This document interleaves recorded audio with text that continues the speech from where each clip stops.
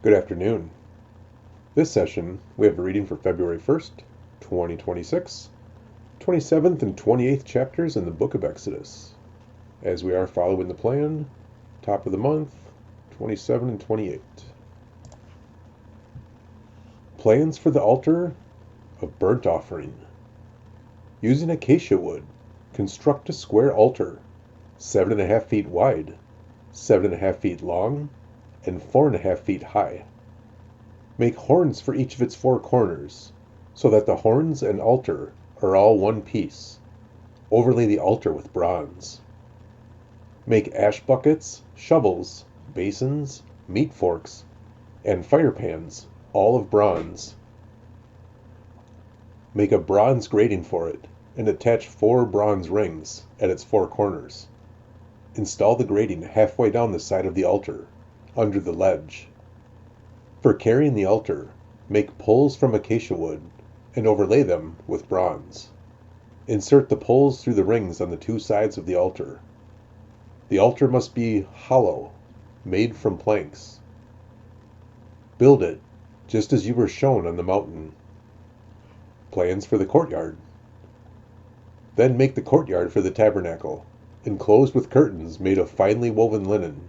On the south side, make the curtains 150 feet long. They will be held up by 20 posts, set securely in 20 bronze bases. Hang the curtains with silver hooks and rings. Make the curtains the same on the north side, 150 feet of curtains, held up by 20 posts, set securely in bronze bases. Hang the curtains with silver hooks and rings. The curtains on the west end of the courtyard will be 75 feet long, supported by 10 posts, set into 10 bases. The east end of the courtyard, the front, will also be 75 feet long. The courtyard entrance will be on the east end, flanked by 2 curtains. The curtain on the right side will be 22.5 feet long, supported by 3 posts, set into 3 bases. The curtain on the left side will also be 22.5 feet long, supported by 3 posts, set into 3 bases. For the entrance to the courtyard, make a curtain that is 30 feet long. Make it from finely woven linen, and decorate it with beautiful embroidery in blue, purple, and scarlet thread. Support it with 4 posts, each securely set in its own base. All the posts around the courtyard must have silver rings and hooks in bronze bases. So the entire courtyard will be 150 feet long and 75 feet wide, with curtain walls 7.5 feet high, made of finely woven linen. The bases for the posts will be made of bronze. All the articles used in the rituals of the tabernacle, including all the tent pegs used to support the tabernacle and the courtyard curtains, must be made of bronze. Light for the tabernacle. Command the people of Israel to bring you pure oil of pressed olives for the light, to keep the lamps burning continually. The lampstand will stand in the tabernacle, in front of the inner curtain that shields the Ark of the Covenant.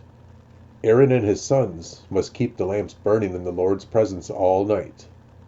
This is a permanent law for the people of Israel, and it must be observed from generation to generation. Chapter 28.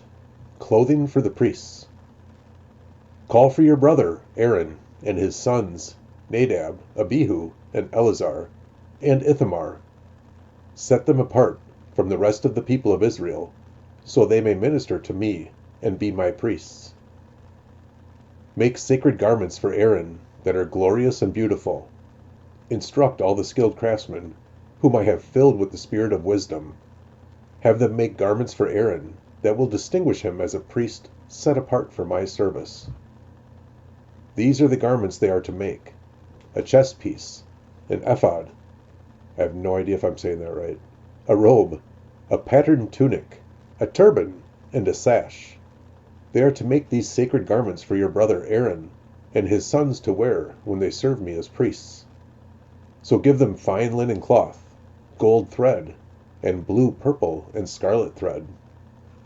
Design for the ephod. The craftsman must make the ephod of finely woven linen, and skillfully embroider it with gold, and with blue, purple, and scarlet thread. It will consist of 2 pieces, front and back, joined at the shoulders with 2 shoulder pieces. The decorative sash will be made from the same materials, finely woven linen, embroidered with gold, and with blue, purple, and scarlet thread. Take 2 onyx stones and engrave on them the names of the tribes of Israel. 6 names will be on each stone, arranged in the order of the births of the original sons of Israel. Engrave these names on the 2 stones in the same way a jeweler engraves a seal. Then mount the stones in settings of gold filigree. Fasten the 2 stones on the shoulder pieces of the ephod as a reminder that Aaron represents the people of Israel. Aaron will carry these names on his shoulders as a constant reminder wherever he goes before the Lord. Make the settings of gold filigree. Then braid 2 cords of pure gold and attach them to the filigree settings on the shoulders of the ephod. Design of the chestpiece. Then, with great skill and care, make a chestpiece to be worn for seeking a decision from God. Make it to match the ephod, using finely woven linen embroidered with gold and with blue, purple, and scarlet thread. Make the chestpiece of a single piece of cloth, folded to form a pouch 9 inches square. Mount 4 rows of gemstones on it. The first row will contain a red carnelian, a pale green peridot, and an emerald. The second row will contain a turquoise, a blue lapis lazuli, and a white moonstone. The third row will contain an orange jacinth, an agate, and a pure amethyst. The fourth row will contain a blue-green beryl, an onyx, and a green jasper. All these stones will be set in gold filigree. Each stone will represent one of the 12 sons of Israel, and the name of that tribe will be engraved on it like a seal. To attach the chestpiece to the ephod, make braided cords of pure gold thread. Then make 2 gold rings and attach them at the top corners of the chestpiece. Tie the 2 gold cords to the 2 rings on the chestpiece. Tie the other ends of the cords to the gold settings on the shoulder pieces of the ephod. Then make 2 more gold rings and attach them to the inside edges of the chestpiece next to the ephod. And make 2 more gold rings and attach them to the front of the ephod, below the shoulder pieces, just above the knot where the decorative sash is fastened to the ephod. Then attach the bottom rings of the chestpiece to the rings on the ephod with blue cords. This will hold the chestpiece securely to the ephod above the decorative sash. In this way, Aaron will carry the names of the tribes of Israel on the sacred chestpiece over his heart when he goes into the holy place. This will be a continual reminder that he represents the people when he comes before the Lord. Insert the Urim and Thummim into the sacred chestpiece, so they will be carried over Aaron's heart when he goes into the Lord's presence. In this way, Aaron will always carry over his heart the objects used to determine the Lord's will for his people whenever he goes in before the Lord. Additional clothing for the priests. Make the robe that is worn with the ephod from a single piece of blue cloth, with an opening for Aaron's head in the middle of it. Reinforce the opening with a woven collar, so it will not tear. Make pomegranates out of blue, purple, and scarlet yarn, and attach them to the hem of the robe, with gold bells between them. The gold bells and pomegranates are used to alternate all around the hem. Aaron will wear this robe whenever he ministers before the Lord, and the bells will twinkle as he goes in and out of the Lord's presence in the holy place. If he wears it, he will not die. You might want to listen to that. Next, make a medallion of pure gold and engrave it like a seal with these words: Holy to the Lord. Attach the medallion with a blue cord to the front of Aaron's turban, where it must remain.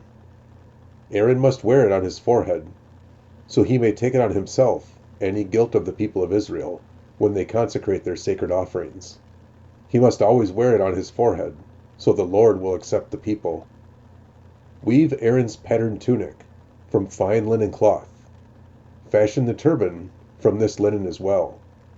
Also make a sash, and decorate it with colorful embroidery. For Aaron's sons, make tunics, sashes, and special head coverings that are glorious and beautiful. Clothe your brother Aaron and his sons with these garments, and then anoint and ordain them. Consecrate them so that they can serve as my priests. Also make linen undergarments for them, to be worn next to their bodies, reaching from their hips to their thighs. These must be worn whenever Aaron and his sons enter the tabernacle, or approach the altar in the holy place, to perform their priestly duties. Then they will not incur guilt and die. This is a permanent law for Aaron and all his descendants after him.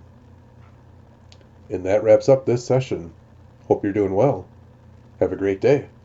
God bless.